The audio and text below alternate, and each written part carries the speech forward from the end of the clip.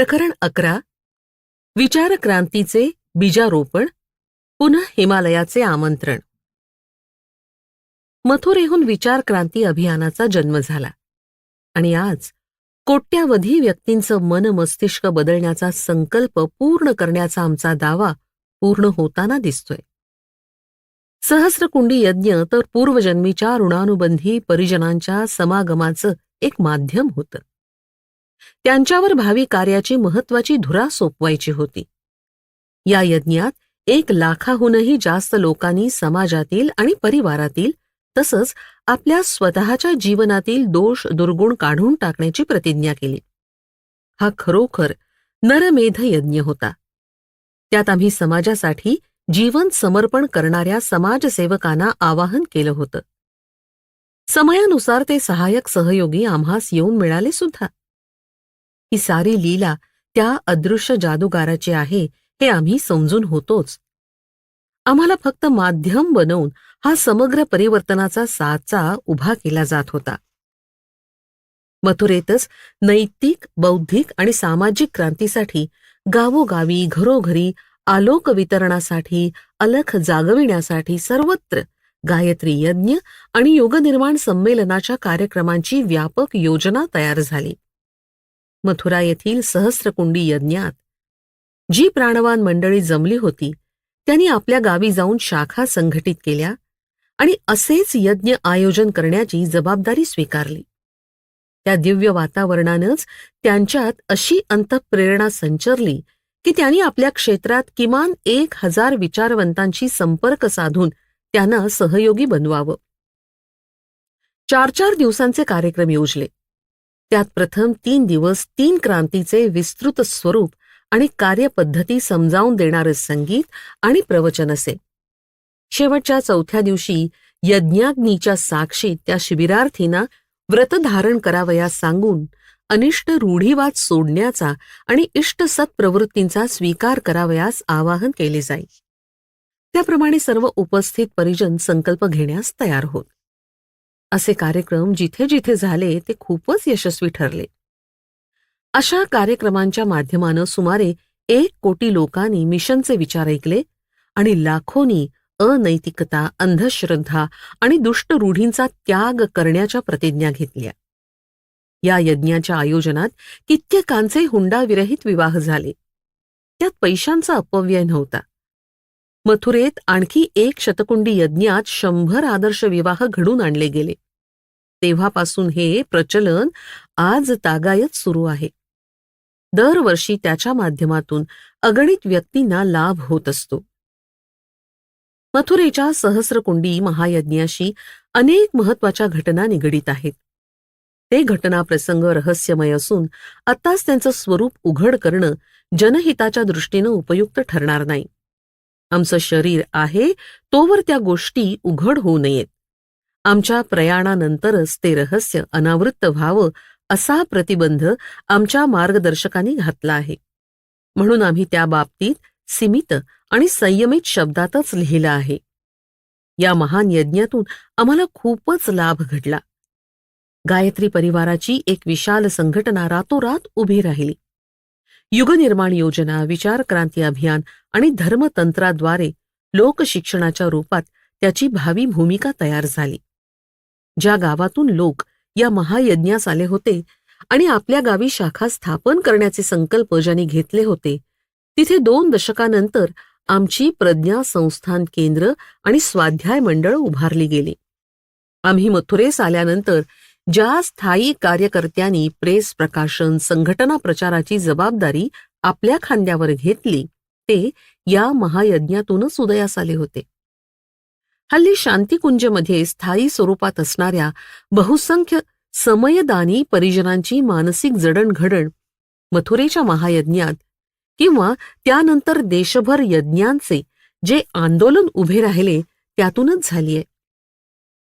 या महायज्ञामुळे आमचे स्वतःचे संघटन सामर्थ्य विकसित झाले. आम्ही गायत्री तपोभूमीच्या मर्यादित परिसरातच 1 आठवडा, 9 दिवस आणि 1 महिन्याची अनेक शिबिरे आयोजित केली. आत्मोन्नतीसाठी पंचकोशी साधना शिबिर, स्वास्थ्य संवर्धनासाठी कायाकल्प सत्र, आणि संघटन विस्तारासाठी परामर्श व जीवन साधना शिबिरं ही काही प्रमुख आयोजने होत, जी आम्ही सहस्रकुंडी यज्ञानंतर आमच्या मार्गदर्शकाच्या निर्देशानुसार आयोजित केली होती. गायत्री तपोभूमीत येणाऱ्या परिजनांकडून आम्हाला जे प्रेम लाभलं, परस्पर आत्मीयतेची भावना विकसित झाली, त्यातूनच हा विशाल गायत्री परिवाराचा जन्म झाला. या परिवाराचा प्रत्येक सदस्य आम्हाला पिता स्वरूपात बोट धरून चालवणाऱ्या मार्गदर्शकाच्या रूपात, घर परिवाराच्या आणि स्वतःच्या मनातील समस्यांचं निवारण करणाऱ्या चिकित्सकाच्या रूपात आजपर्यंत आदरपूर्वक पाहत आला आहे. या स्नेह सद्भावनेच्या नात्यानंच आम्हालाही त्यांच्या घरी जावं लागलं आहे, जे आमच्याकडे येऊन जात असत. कुठे लहान सहान यज्ञ संमेलन असे, तर कुठे प्रबुद्ध वर्गात तर्क तथ्य प्रमाणावर आधारित चर्चेचं आयोजन असे. आम्ही मथुरा सोडून हरिद्वारला जाण्याचा निश्चय केला तेव्हा 2 वर्षे आम्हास संपूर्ण देशाचा दौरा करावा लागला. मथुरेच्या सहस्रकुंडी महायज्ञाच्या तोडीचे सहस्रकुंडी महायज्ञ 5 जागी मोठ्या उत्साहानं पार पाडले. ते म्हणजे टाटानगर, महासमुंद, बहराईच, भीलवाडा आणि पोरबंदर. एका दिवसात 3 गावात जाऊन भेटी गाठी घेत हजारो मैलांचा दौरा आपल्या अज्ञातवासात जाण्यापूर्वी पूर्ण केला.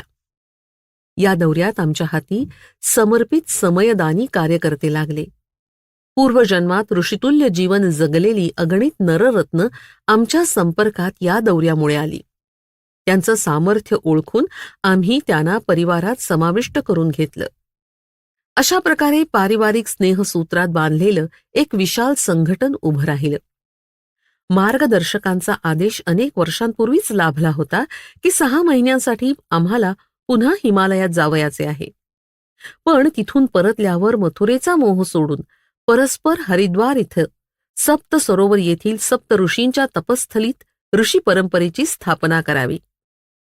पूर्वीपासूनच आम्ही आमची जबाबदारी हळूहळू धर्मपत्नीवर सोपवण्यास सुरुवात केली होती. मागील 3 पैकी 2 जन्मात त्या आमच्या जीवनसाथी राहिल्या होत्या. या जन्मातही त्यांनी अभिन्न साथी सहयोगिनीचं उत्तरदायित्व निभावलं होतं. खरोखर आमच्या यशाच्या मुळाशी त्यांच्या समर्पण सेवा भावनेचा एकनिष्ठ सेवाभाव बघितला जावा. आम्ही जी काही अपेक्षा केली, ज्या प्रतिकूल स्थितीत जीवन जगायला सांगितलं, त्यांनी मोठ्या आनंदानं स्वतःला त्यामध्ये समर्पित केलं. आमचं कौटुंबिक वातावरण ग्रामीण जमीनदार घराण्याचं, तर त्यांचं श्रीमंत शहरी खानदानी कुटुंब. पण समरस होण्याचा प्रसंग आला तेव्हा दोघे पूर्ण एकरूप बनलो. आम्ही गावातील आमची जमीन विद्यालयासाठी देऊन टाकली आणि जमीनदारीच्या बॉन्ड पासून लाभलेलं धन गायत्री तपोभूमीसाठी जमीन खरेदी करण्यास लावलं. त्यांनी आपले सर्व दागिने तपोभूमीची इमारत उभारण्यासाठी देऊन टाकले. हा त्याग, हे समर्पण त्यांचं आहे, ज्याच्या आधारे आम्ही इतक्या उच्च स्थितीवर पोचू शकलो. आमच्या दुसऱ्या हिमालय यात्रेच्या वेळी आमच्या गैरहजेरीत संपादन संघटन याची पूर्ण जबाबदारी त्यांनी सांभाळली होती. आता 10 वर्षानंतर 1971 मध्ये पुन्हा एक विशाल परिवार आपल्या मागे सोडून हिमालयात जाणार होतो. गायत्री परिवारास दृश्य संरक्षकाची गरज होती, जो आवश्यक तेवढं प्रेम आणि आपुलकी देऊ शकेल. अशा प्रेम परामर्शासाठी माताजीच सर्वस्वी योग्य आणि समर्थ होत्या. परिवाराच्या परिजनांच्या दुःखात त्यांचे अश्रू पुसण्याचं काम माताच करू शकते, आणि ही जबाबदारी त्यांनी मोठ्या ममतेनं पूर्ण केली. प्रवासाला जाण्याआधीच 3 वर्षांपासून आम्ही प्रदीर्घ दौऱ्यावर जात असू. त्यावेळी मथुरेस येणाऱ्या परिजनांची विचारपूस करून त्याला दिलासा देण्याचं काम त्याच करीत असत. आमच्या सार्वजनिक जीवनात सतत त्यांचं सहकार्य लाभलं आहे. 200 रुपयात 5 व्यक्तींची गुजराण करून त्या सर्वांचं भरण पोषण करीत. शिवाय बाहेरून सतत अतिथी अभ्यागत येतच असत.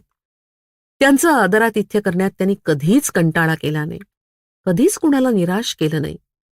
मथुरेस आम्ही जे जीवन जगलो तो बहुमोल ठेवा होय.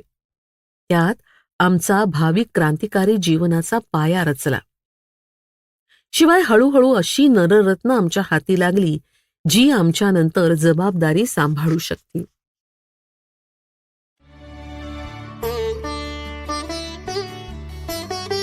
व्हिडिओ आवडल्यास लाईक आणि शेअर करा.